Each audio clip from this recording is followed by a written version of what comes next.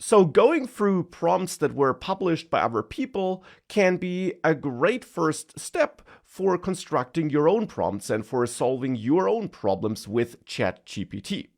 Now, as you go through such prompts and as you search for prompts, you might also stumble across prompts that are sometimes called super prompts, like can or dan. Now, can stands for code anything now, and in the end is a special prompt constructed to optimize ChatGPT for coding. Now, it came up relatively early after ChatGPT was released, and in my experience, it's not as awesome as some people make it. It seems to be over-constructed to me, and I would argue it actually adds too much information and too much context.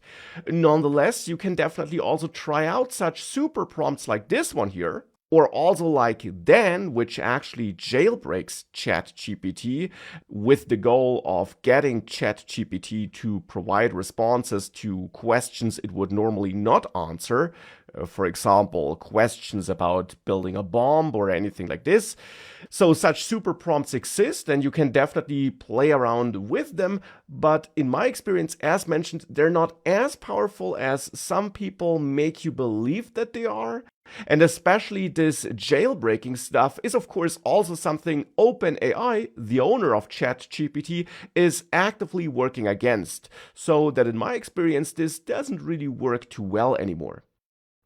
So definitely experiment with such super prompts, but don't focus on them. It's always important to keep in mind that ChatGPT does not truly understand you. So giving ChatGPT a complex rule set like this one here with can may work because it leads to some word and sentence prediction that actually gives you the output you want, but it can also simply be a bit over-engineered.